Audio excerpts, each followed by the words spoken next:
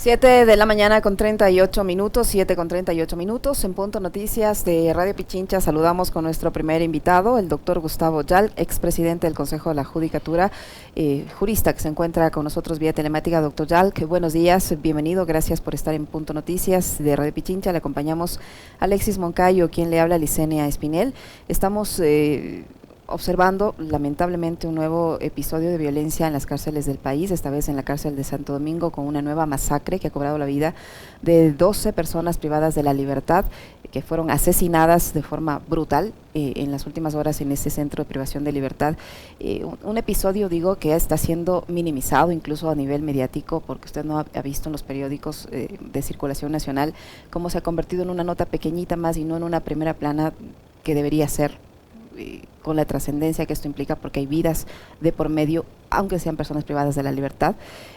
Son seres humanos que han sido asesinados de la forma más brutal, y el ministro del Interior ha dicho que esto es una riña, se ha reducido esta masacre a una riña carcelaria, una situación que se produce aproximadamente un mes después de que se llegara a una especie de tregua a través de esta comisión de pacificación creada por el gobierno nacional, que dejó algunas recomendaciones y que no sabemos si se han implementado, se están implementando, qué va a pasar con lo mismo. ¿Cómo analizar este nuevo episodio de violencia y ver que obviamente no hay una solución a este problema, y que posiblemente en unos días más volveremos a comentar este tema, volveremos a contar una noticia de esta trascendencia y de esta lamentable situación por la que vive el país, porque volveremos a ver una nueva masacre? No hay solución, evidentemente no la hay. ¿Y cómo analizar esta situación, doctor Yal? Buenos días, bienvenido. Licenia, muy buenos días. Alexis, buenos días, y un gusto atender esta invitación. Bienvenido, doctor. Es un tema extremadamente doloroso, porque refleja el tipo de gobierno que tenemos. El abandono de las cárceles solamente es el reflejo de otro tipo de abandonos fuera de las cárceles. Eso también que mirarlo en ese contexto grave de lo que significan estas masacres, y la indiferencia del gobierno frente a lo que sucede dentro de las cárceles es el reflejo de su indiferencia también de lo que ocurre fuera de las cárceles con la seguridad ciudadana de todos los habitantes del Ecuador, y del acceso a derechos, a educación, a trabajo, a empleo. Es reflejo de esa indolencia e indiferencia que se ve exponencialmente expuesta en lo que ocurre dentro de las cárceles. Este es el resumen de lo que ocurre en la sociedad con un Estado, con un gobierno que considera que el Estado debe ser mínimo, un Estado en retirada. Y es además extremadamente sorprendente, ya no solamente esta indolencia que lamentablemente nos han acostumbrado, la tremenda indolencia e indiferencia del gobierno frente a los problemas sociales, frente a la gestión pública, sino esta declaración que me parece además sorprendente del ministro del Interior, que dice que se han equivocado en la clasificación, nos hemos equivocado en clasificar a los presos entre mínima y máxima seguridad, no ha sido la que hubiera sido buena. Lo que a consecuencia de eso es que hay 12 muertos y 336 si es que contamos desde que inició esta crisis carcelaria, que arrancó con el mediocre gobierno de Lenín Moreno, que cuando pensábamos que era imposible superar su mediocridad, viene el gobierno de Lasso y demuestra que puede incluso ser aún más mediocre e indolente de lo que ya arrancó en el gobierno de Lenín Moreno. Pero estas cosas tienen solución, por supuesto que las tienen. Evidentemente, cuando hay voluntad política, cuando hay dolencia de los problemas sociales y cuando se toman acciones de política pública desde la perspectiva de la comprensión de para qué sirve el Estado y para qué se está en el Estado. En el Estado no se está para precautelar pequeños intereses corporativos. Estas personas no tienen un plan de gobierno, quienes nos gobiernan tienen un plan de negocios. Entonces, cuando estás con un plan de negocios y no con un plan de gobierno, tienes un abandono absoluto de las políticas públicas.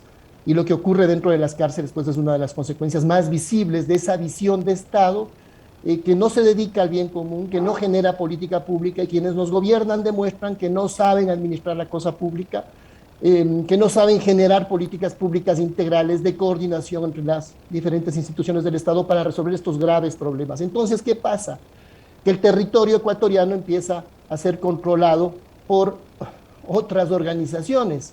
Un elemento esencial, y con esto termino esta primera reflexión, pero es importante, un elemento esencial y básico de la teoría general del Estado es tener un territorio, pero no solo tenerlo, sino controlarlo. Y entonces resulta que ahora nos hemos acostumbrado a que la Policía Nacional, el gobierno, diga que es una pelea de territorios entre organizaciones. ¿Qué quiere decir esto? Que el gobierno no controla su territorio, por lo tanto no es gobierno, por lo tanto ni siquiera ya es Estado, porque un elemento constitutivo del Estado es controlar tu territorio. Pero cuando no entiendes esta cosa tan básica, entonces acabas diciendo, es una pelea entre territorios, entre bandas. En las cárceles ya hay un autogobierno. Eso fue lo que le dijo la Comisión Interamericana de Derechos Humanos al gobierno. Fíjense, tomen medidas. Dentro de las cárceles hay autogobiernos. Le está diciendo usted gobierno, no es gobierno, porque dentro de las cárceles hay un autogobierno. Lo controlan otros. Y esto es gravísimo, porque está descomponiendo al Estado ecuatoriano. Qué gusto saludarle, doctor, y poder conversar con usted sobre este tema tan delicado y tan grave. Usted acaba de mencionar el informe de la Comisión Interamericana de Derechos Humanos. Ellos vinieron, estuvieron acá en el país el primer trimestre del año. En marzo entregaron un informe, ese informe incluía recomendaciones, y yo justamente haciendo referencia a aquello, sin, digamos, mencionar siquiera lo de la famosa esta comisión de expertos para la pacificación de las cárceles y demás, hablaba de la CIDH, donde dejó un informe con recomendaciones, que usted muy bien lo cita. Y el gobierno finalmente esperó tanto tiempo, en lo que va de los 14 meses del régimen de Lazo, 6 masacres carcelarias y más de 330 personas privadas de la libertad, asesinadas de formas inhumanas y crueles.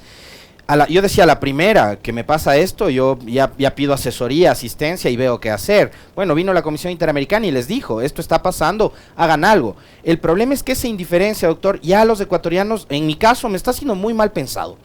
¿Por qué no hacen nada? O sea, si tienen ya un diagnóstico, si les están diciendo lo que está pasando, si las cárceles, que son lugares cerrados y que deberían ser controlados por el Estado, no lo están controlando, ¿por qué están dejando que esto se resuelva entre las bandas, como ellos mismos lo han dicho? El informe de la Comisión Interamericana, Alexis, tienes toda la razón de mencionarlo en mayor detalle, es durísimo.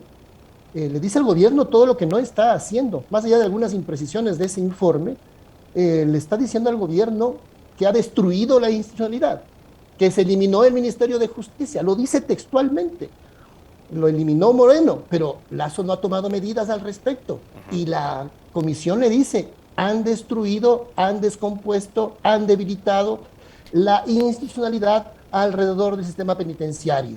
Se creó el Ministerio de Justicia en el año 2007, se establecieron políticas públicas, se fortaleció el sistema, se creó una rectoría a nivel de ministro, no de secretarías que a veces no les hacen mucho caso, peor aún de espacios menores. Yo recuerdo una ministra que dijo, no me pregunten a mí de estos problemas, pregúntenle al ministro de Cárceles, casi de manera despectiva y peyorativa, cuando ni siquiera tiene ese nivel de ministerio. La Comisión Interamericana de Derechos Humanos le dice, tome medidas para que no ingresen armas a la cárcel. Tampoco hay que crear la rueda, ¿eh? Hay que tomar medidas para impedir que ingresen armas a la cárcel en un territorio acotado de varias cuadras que el Estado no lo pueda controlar, es solamente síntoma de su indiferencia, mediocridad, y tienen otras prioridades. Alexis, tu pregunta se responde desde la perspectiva de que no llegaron a gobernar el bien común, sino a tener un plan de negocios, no un plan de gobierno. Insisto en esto, los hechos lo están reflejando. Y aquí en el tema penitenciario se refleja. Viene la Comisión Interamericana de Derechos Humanos y les dice, no pueden dejar las muertes dentro de las cárceles sin investigarse. Hasta ahora no sabemos quiénes son los responsables de esas muertes. Hay una regla dentro de las reglas Mandela del sistema penitenciario, una de las reglas de oro del sistema de las reglas Mandela para el manejo del sistema penitenciario es la de que ninguna muerte quede sin esclarecerse. Esta es una de las reglas que justamente Mandela impulsó y que luego se recogieron en las reglas de Naciones Unidas que llevan ese título. Sin embargo, aquí se muere la gente dentro de las cárceles y nadie se esclarece, son ajustes de cuentas entre bandas. Y lo mismo se dice cuando ocurre fuera de las cárceles. No es una pelea de territorios, una guerra entre... ¿Y cuántos niños más tienen que morirse? ¿A cuántas personas más les tienen que asaltar en el centro de Quito, cerca del centro comercial, Iñaquito, en cualquier parte de Guayaquil o del país, para que se deje de decir que esto es un problema entre bandas? Es un problema del gobierno. que tiene que resolverlo y que tiene que controlar el territorio, recuperar el espacio público para que la gente pueda salir sin miedo a tener su vida cotidiana. No se puede hablar de derechos humanos en general o de acceso a derechos si la gente no puede salir al espacio público sin el miedo de poder ser asaltado o asesinado. Esta es la primera responsabilidad del Estado. Y vemos una tremenda indiferencia, incluso el silencio del presidente estos días, hay que subrayarlo. Se mueren 12 personas asesinadas en un espacio que debe ser controlado por el Estado, que es de responsabilidad del Estado, del gobierno. El presidente no dice absolutamente nada. Perdón la comparación, pero en otros gobiernos, como el del presidente Correa, ya estaría con todo su gabinete reunido en Santo Domingo, si es que hubiese ocurrido eso que nunca ocurrió. ¿Por qué no ocurrió? Porque no había este silencio indolente. Este silencio del gobierno es absolutamente elocuente de esa indiferencia. Lo que hay que hacer es reunirse. El presidente Correa se reunía una, y si es necesario, 2 veces por semana con su gabinete de seguridad. Así se resuelven los problemas, preventivamente, para evitar que estas cosas ocurran. Y si ocurren, se toman medidas inmediatas. Tú decías, Alexis, desde la primera, claro, la primera, que no debió ocurrir, porque una muerte es un problema dentro del sistema penitenciario. No debía ocurrir ese primer motín terrible, con más de decenas de muertos. Digamos que la primera la escogió desprevenido, pero la segunda ya es absoluta mediocridad. La tercera es una tremenda indolencia. La cuarta ya es un abandono absoluto de las lógicas para las que está el Estado, para las que se creó. No saben administrar la cosa pública, no la entienden, no son sus prioridades la vida de los ecuatorianos, la vida de todos los habitantes del Ecuador. Honrar la vida significa darle seguridad ciudadana a todos los habitantes del Ecuador y no dejar una sola muerte sin esclarecer. Ese principio que se aplicó durante el gobierno del presidente Correa fue el que iluminó y guió una serie de políticas públicas que permitieron que se reduzcan los homicidios en el país de 15 homicidios por cada 100.000 habitantes a 5 homicidios por cada 100.000 habitantes. Hoy estamos no de vuelta a 15, estamos por encima de 18 homicidios por cada 100.000 habitantes y este año podría terminar en 20 homicidios por cada 100.000 habitantes, la tasa más alta de la historia del Ecuador. Esos niveles de violencia son los que ahuyentan la inversión pública. Esos niveles de violencia y de inseguridad jurídica son las causas de que aumente el riesgo país. No. ¿Sabe que es algo que indigna y mucho, doctor? Perdón que le interrumpa ahí, pero ¿sabe que es algo que indigna y mucho? Que mientras, por ejemplo, pasan estas cosas, y fíjese que justo en estos días, y es parte de un todo, ¿no? Que es justamente el administrar el Estado. Se matan en las cárceles. Hay 20 casos de sicariato en un fin de semana en Guayaquil. Ayer mismo un caso de sacapintas en Quito, cosas que antes de acá en la capital no es que pasaban con mucha frecuencia, pero ahora ya les estamos viendo casi semanalmente. El IES deja de atender a través del call center para agendar citas porque simplemente no pagaron a la empresa 3.5 millones. Entonces hay un abandono total de la cosa pública, pero el gobierno tiene una campaña mediática con un discurso de que han puesto la casa en orden. ¿Se puede decir que han puesto la casa en orden cuando están pasando las cosas que están pasando en el país? No, han destruido el país. El Estado está nuevamente en estado de descomposición. En el año 2007, el gobierno de la Revolución Ciudadana recibió un Estado en descomposición y dejó un país en marcha, con problemas, sin duda, pero un país con instituciones que funcionaban, una seguridad ciudadana controlada, que la habíamos recibido descontrolada, el nivel de pobreza reducido, las tasas de pobreza reducidas, y es interesante mirar también esto, Alexis, cómo va cayendo la pobreza extrema, urbana y rural, y van cayendo al mismo tiempo también la tasa de homicidios. La violencia es multicausal, multidimensional, sin duda, pero uno de los elementos es justamente el nivel de pobreza extrema en el país, es decir, dejarle a la gente ya sin esperanzas, ya el que no tienes nada que perder. Entonces eso tiene un impacto también dentro de los niveles de violencia en la sociedad, más allá de la parte multicausal y también los problemas de impunidad que se vivían. Y luego empieza a funcionar de mejor manera la parte institucional. Entonces dejas un país en marcha. Ahora no se puede hablar de casa en orden, al contrario, nuevamente un Estado en descomposición. Y fíjate, a nivel de seguridad, ¿dónde están entonces las prioridades a nivel social? Si no hay ni aspirinas en los hospitales y tienes a nivel penitenciario, por ejemplo, fíjate que se dice, es que había recursos en la época del presidente Correa. No, lo que había es una visión de gobierno y de administración en función del bien común y de prioridades claras a nivel social. Por ejemplo, en el 2015, con un petróleo de $36, tenías un presupuesto para seguridad penitenciaria de $142 millones. Ahora, con un petróleo de más de $100, en enero se lanzó con gran pompa un programa de rehabilitación social calificado como el primero, curiosamente, no todo es lo primero, con un presupuesto de $25 millones. $25 millones, comparado con un presupuesto de 142, con un petróleo de $36, evidentemente te das cuenta que las prioridades no están donde deben estar. Y claro, con un discurso, con gran pompa se lanzó este programa de rehabilitación social en enero, que debo decir tiene cosas bastante interesantes, que se habían recuperado de las cosas que se venían haciendo bien antes y que se debían recuperar en buena hora, pero se quedó en el discurso.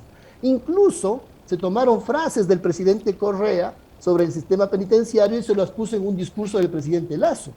¡Qué bueno! El problema es que se quedaron solamente en el discurso y no pusieron en marcha todo el tema de acceso a derechos y de seguridad dentro del sistema penitenciario. No han vuelto a crear el Ministerio de Justicia. Se impone la creación del Ministerio de Justicia. Si queremos resolver este problema, primero se impone esa creación. La misma Comisión Interamericana se los está diciendo que al eliminarlo, debilitaron toda la institucionalidad. Y al no tener control dentro del sistema penitenciario, estás permitiendo que se delinca desde las cárceles hacia afuera.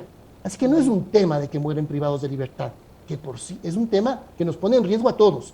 Pero por cierto, muchos de los muertos, de esos 336 muertos, muchos tenían prisión preventiva. Es decir, todavía gozaban de la presunción de inocencia. Y algunos de ellos incluso tenían órdenes de libertad que no se habían ejecutado. 12, 13 días con la orden de libertad y mueren en estas masacres porque no se ejecutó su orden de libertad. O sea, estos ya son crímenes terribles. Se puede hablar de crímenes, se puede hablar, doctor Jarl, de una especie de genocidio, una especie de crimen de Estado en el caso de estas personas que ya tenían su orden de libertad y que no se ejecutó a tiempo, en el caso de las personas que estaban con prisión preventiva o que estaban por delitos menores, que claro, porque tanto a la Fiscalía como a los jueces les encanta aplicar la prisión preventiva cuando es una cuestión de última instancia.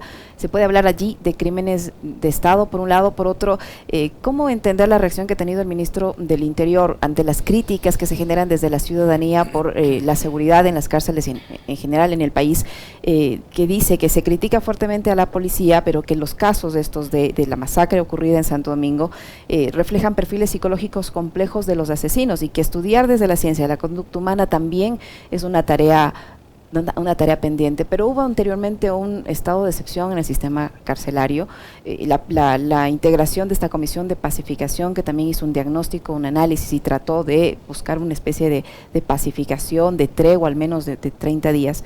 ¿Qué resultados han tenido, por un lado, estos intentos y esta reacción del ministro del Interior que no se molesta por la crítica y dice que es un tema ya de perfiles psicológicos de las personas?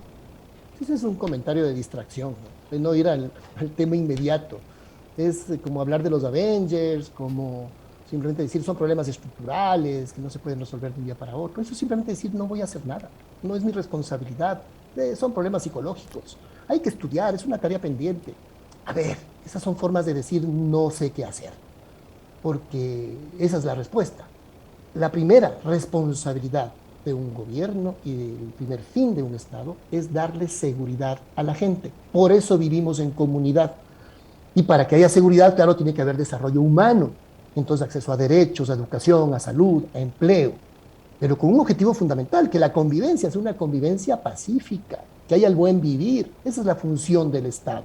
Entonces, si no tienes niveles de seguridad, no puedes garantizar ese desarrollo humano.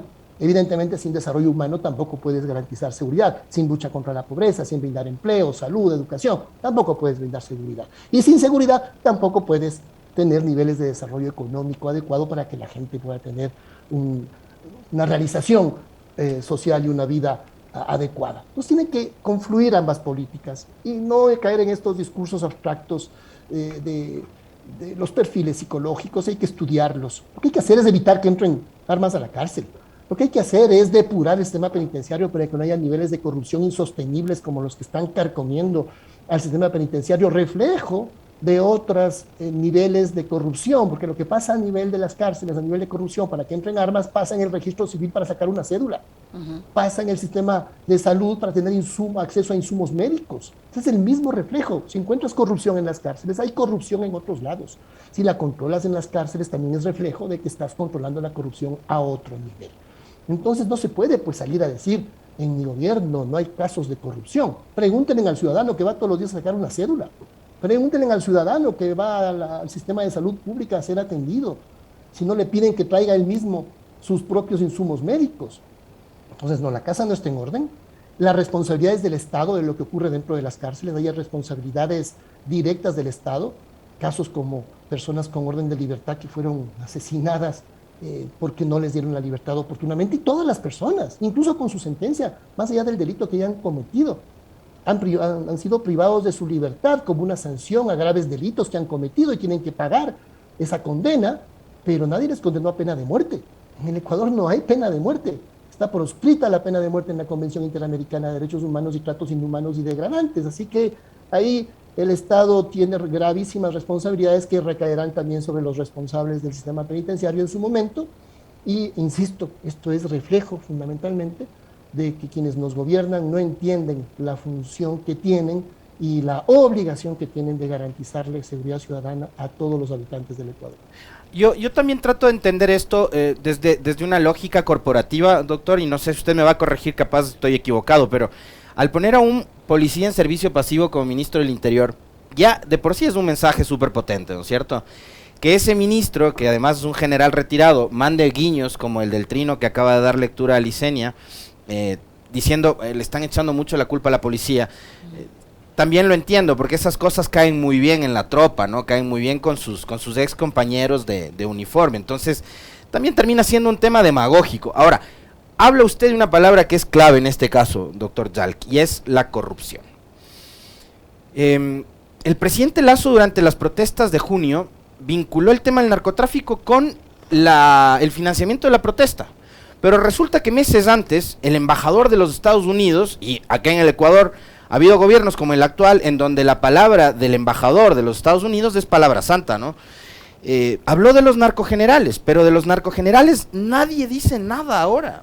Y el presidente y el gobierno ahora hablan del narcotráfico financiando a la protesta de junio y a la CONAIE, y al narcotráfico vinculándolo con determinada organización política, tomando en cuenta de que además ya estamos en pre-campaña electoral, ¿no? Ya vienen las seccionales del próximo año.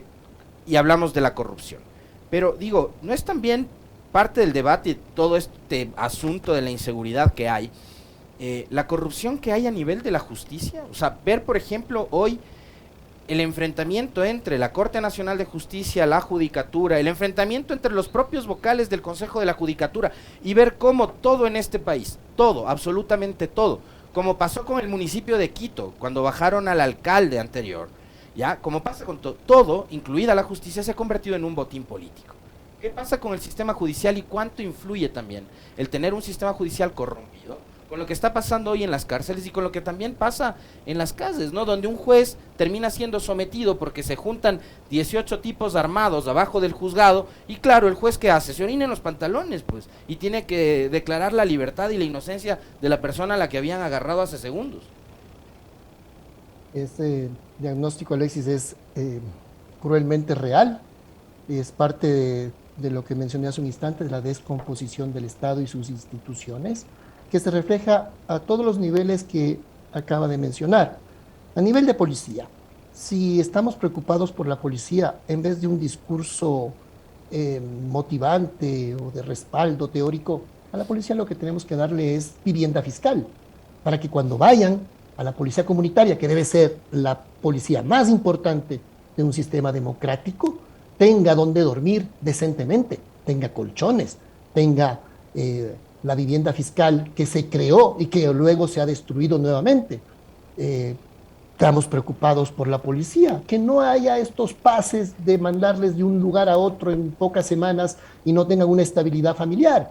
estamos preocupados por la policía, démosle los insumos necesarios para que los laboratorios de criminalística puedan funcionar y que la policía judicial no vuelva otra vez a ser financiada por la venta de las cosas robadas, sino démosle el presupuesto suficiente para que puedan investigar el delito y desarticular las bandas, démosle los recursos para que puedan insertarse, infiltrar esas bandas y desarticularlas realmente, y no solamente, entre comillas, solamente capturar al último eslabón, al gatillero, y dejar toda la estructura indemne, que el gatillero es reemplazado al día siguiente de manera inmediata, si no es el mismo día.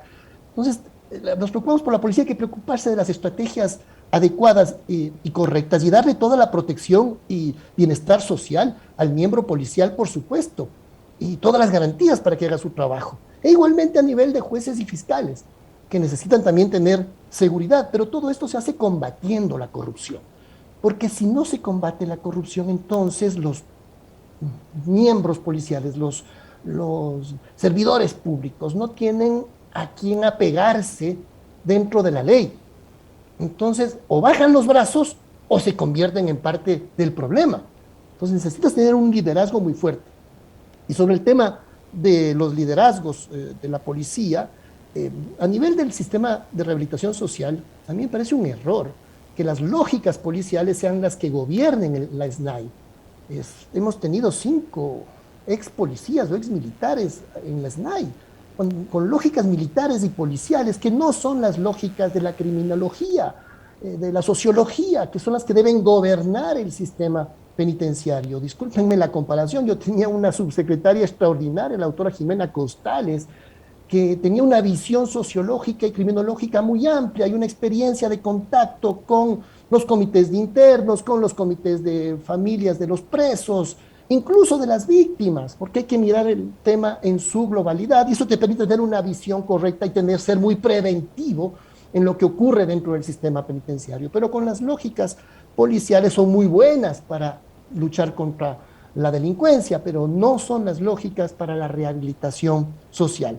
Y a nivel de la justicia, lo que mencionas de estas luchas intestinas en las instituciones, que no existían antes y que hoy son parte justamente del deterioro. Entonces, los vocales del Consejo de la Judicatura, en lugar de estar pendientes de que haya los insumos necesarios para que la gente pueda litigar adecuadamente, para que el juez pueda trabajar, para que las infraestructuras tengan aire acondicionado en Guayaquil, que no hay riel, para que los baños funcionen, para que la gente tenga acceso a servicios judiciales en lugares donde no han habido o deban mantenerse y no cerrarse, pues en lugar de hacer eso, están peleando entre ellos o están viendo cómo mantienen su cargo o están haciendo gestiones cuyos audios han salido a la luz y que jamás han podido demostrar un audio similar en otras administraciones como la nuestra, que se administró con decencia y tuve el honor de ser parte de un consejo de la judicatura con vocales decentes que jamás estuvieron involucrados en actos parecidos.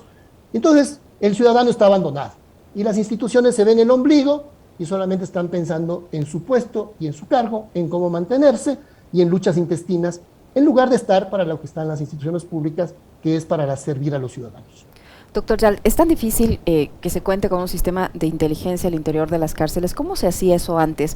¿Por qué antes no habían estas masacres? Y le pregunto esto porque antes de que se conozca la gravedad de esta última masacre en la cárcel de Santo Domingo, habían familiares de los presos que decían que sus parientes retenidos habían enviado audios alertando lo que estaba por pasar, que habían las amenazas de que iba a producirse esta matanza y horas después efectivamente se dio, pero se supone que a raíz de los estados de emergencia en el sistema carcelario se reforzaba la seguridad.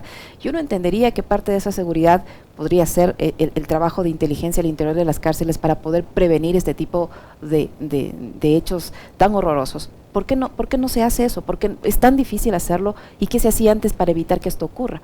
Porque ahora sí pasan estas cosas, porque antes no pasaban. Licenia, se llama inteligencia preventiva penitenciaria. Justamente quienes más conocen de lo que está ocurriendo dentro de las cárceles son los privados de libertad y son guías penitenciarios debidamente capacitados, por supuesto también con los filtros de niveles de confianza adecuados, de los programas de confianza, polígrafo y análisis adecuado de todo lo que significan los niveles de confianza de un servidor que está expuesto a temas tan graves como la corrupción dentro de las cárceles. Entonces, el trabajo con los comités de familia se ha perdido absolutamente. O sea, todo este trabajo de contacto con las organizaciones sociales en el ámbito específico del quehacer público se ha perdido. Por ejemplo, antes había reuniones regulares con el comité de familias de los desaparecidos para resolver ese problema, para tratar de resolver un problema tan grave. Había reuniones con los comités de internos, de familiares de los internos, para tener ahí también una visión clara social del estado, social de los internos, y además tener información sobre los movimientos internos de las bandas y desarticularlas a tiempo.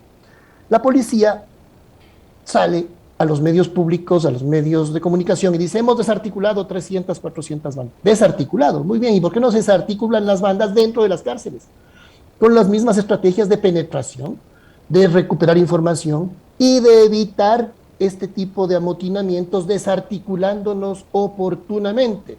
Y por supuesto también evitando que ingresen las armas a la cárcel y sustancias prohibidas a la cárcel con los mecanismos preventivos y de inteligencia. Entonces, estos mecanismos existen, Licenia, se han descuidado, por decir lo menos, ya no funcionan los detectores de metales, ya no hay inhibidores, entonces la comunicación hacia afuera sigue existiendo y se sigue delinquiendo desde dentro de las cárceles. ¿Responsabilidad de quién? De quién es el responsable de ese espacio que está bajo el control del Estado. Así que estos problemas tienen solución, tuvieron solución, tienen que volver a tener solución. Doctor, se nos va terminando el tiempo. Yo quiero una respuesta brevísima además, y que además le voy a poner en zona pantanera, le voy a hablar de política. ¿Cuánto más le va a ayudar al presidente Lasso de su gobierno sostener el famoso relato de la culpa es de Correa? O sea, culparle a Correa, un gobierno que dejó hace 5 años del poder, de todos los males que aquejan al Ecuador en este momento. ¿Cuánto más le puede ayudar al gobierno Lasso para sostenerse? No, es que ese argumento ya nunca sirvió realmente, pudo haber engañado a algunos durante algún tiempo, pero no se puede engañar a todos todo el tiempo, así que ese argumento es una muletilla que no tiene sentido, ¿no? Que creo que ya hasta sus propios seguidores cuando le escuchan eso, ya le dicen, oye, pero la seguridad también, preocúpate un poquito de la seguridad. Fíjate que también se habló de, es que era el pacto con la delincuencia la que permitía tener seguridad en el Ecuador, es un argumento realmente deleznable y sin ningún sentido, bochornoso decir una cosa así. O sea, te pactas con la ilegalidad para que haya legalidad en el país, una cosa que no tiene ningún sentido. Pero si no te comprometes conscientemente con la legalidad, te comprometes al menos inconscientemente con la ilegalidad, que es lo que le pasa a este gobierno. ¿Por qué? ¿Quién se comprometió con la delincuencia? ¿El que disminuye los delitos de homicidio de 15 homicidios a 5 homicidios por cada 100.000 habitantes? ¿El que mantuvo el territorio ecuatoriano sin cultivos ilícitos y que podía salir al mundo a decirle que el Ecuador no tenía cultivos ilícitos?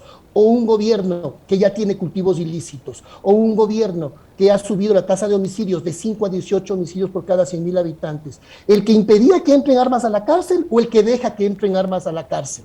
Entonces, ¿quién está comprometido con la ilegalidad? Si no se comprometen conscientemente con la legalidad y con el fortalecimiento de las instituciones, se comprometen al menos inconscientemente con esa ilegalidad a la que dicen atacar, y lo que están haciendo es destruyendo las instituciones del Estado. Muy bien. Muchísimas gracias, doctor Yal. Siempre un gusto conversar con usted, muy amable. Muy gentil, Gracias, doctor. Licenia, y buen día, Alexis y Licenia. Fuerte abrazo, gracias. Lo propio, muchas gracias el doctor Gustavo Yal, que es presidente del Consejo de la Judicatura, que ha estado con nosotros, 8:11. Una brevísima pausa, regresamos para conversar con la economista Vilma Salgado y los resultados de las mesas de diálogo entre el gobierno y las organizaciones indígenas.